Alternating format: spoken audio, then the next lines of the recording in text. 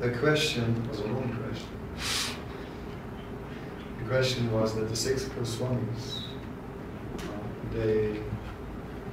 Sanatana Goswami was the senior most. Sanatana Goswami was being respected by Rupa Goswami as a spiritual master. Then why is it, if Sanatana Goswami was senior most, that we are known as Rupa Nugas? Why are we not known as Sanatana Nugas? And why are we known as Rupa Nugas, the followers of Rupa Goswami? Why so much prominence to Rupa Goswami? That's the question. Raj, has it got to do with the fact that each of them serves a particular function in Lord Chaitanya's mission? What was that function? Was Rupa Goswami more closely related to the literature and documenting what Lord Chaitanya was taught? Mm-hmm. Yeah. Good try. Anyone else wants to? You're a guest. Yeah. When Prabhupada mentioned that this movement is under the supervision of Srila Prabhupada, that's why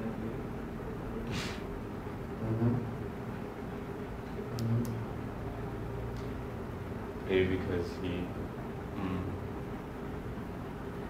was teaching or was more expressing the highest mellows, devotion. Speciality.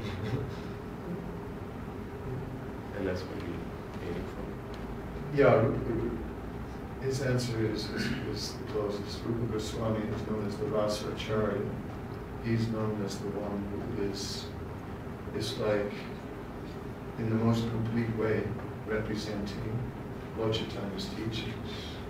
Where Sanatana Goswami was instructed by Lord Chaitanya, and then he was asked to particularly write a book about Vaishnava behavior, which he did in the form of the Hari Bhakti Vilas.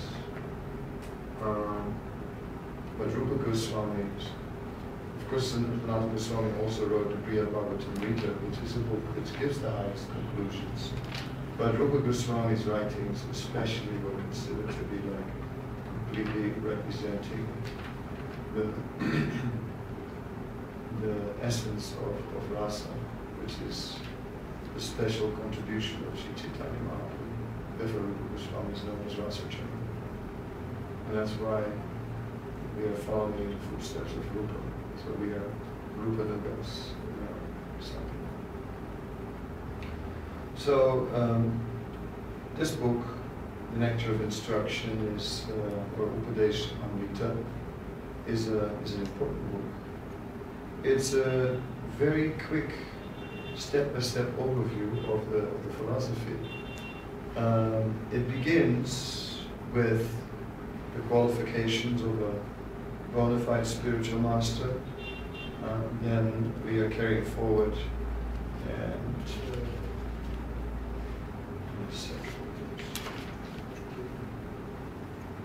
we begin to describe the qualification of being a good disciple, because it is explaining that one's devotional service is spoiled when he becomes entangled in eating more than necessary, over-endeavoring for mundane things, talking unnecessarily, practicing rules and regulations only for the sake of following them and not for the sake of spiritual advancement.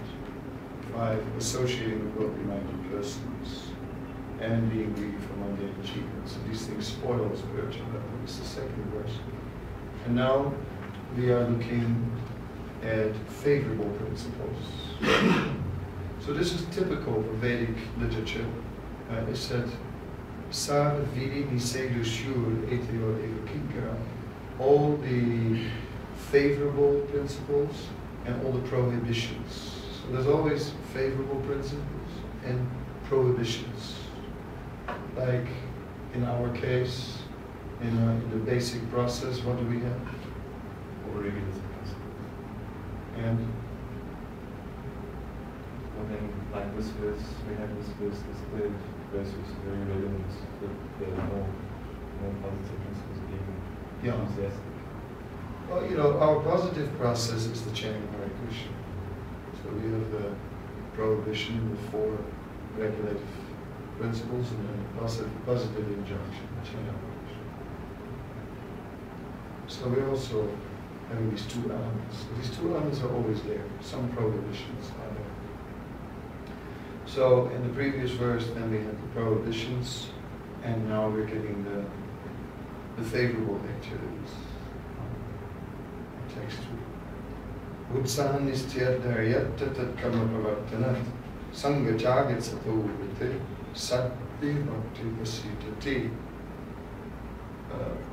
There are 6 principles favorable to the execution of pure devotional service. One is being enthusiastic, utsaha.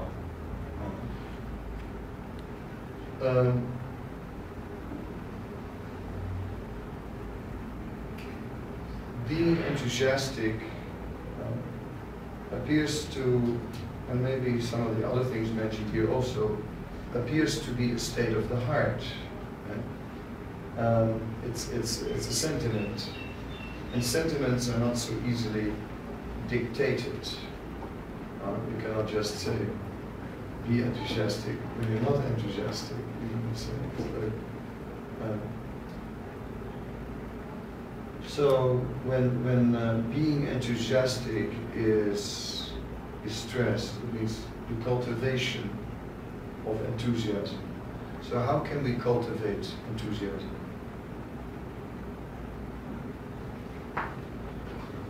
How?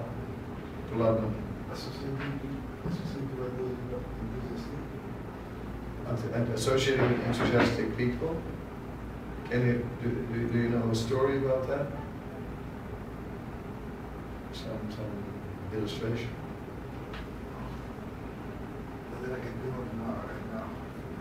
Any example? You must know everything.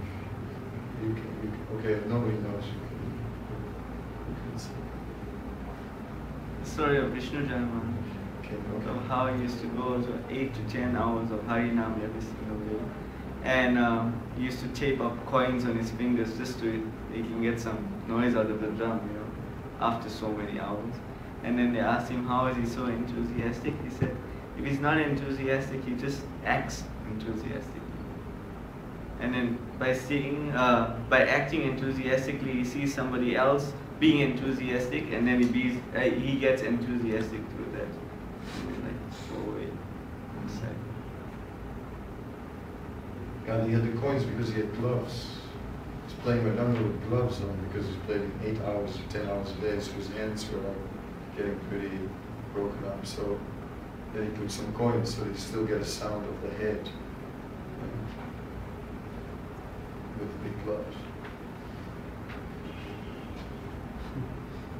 Yeah, so by associating with enthusiastic people, or by acting enthusiastic, and then then others become enthusiastic, then gradually become enthusiastic. So there is something about cultivating enthusiasm. What's another way that we can cultivate enthusiasm?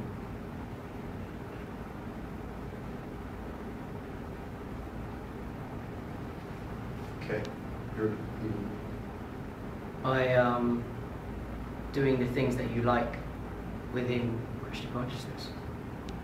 okay, using your material enthusiasm. Yeah, this is dovetailing. Yeah. So dovetailing one's propensities, things that already make us naturally enthusiastic, and use those in the service of Krishna. That's possible. Technically speaking, then that's mixed devotional service, where our devotional service is mixed with personal desire. And how can we even get enthusiastic about things that from a material point of view they would like that much? How can we get enthusiastic about those?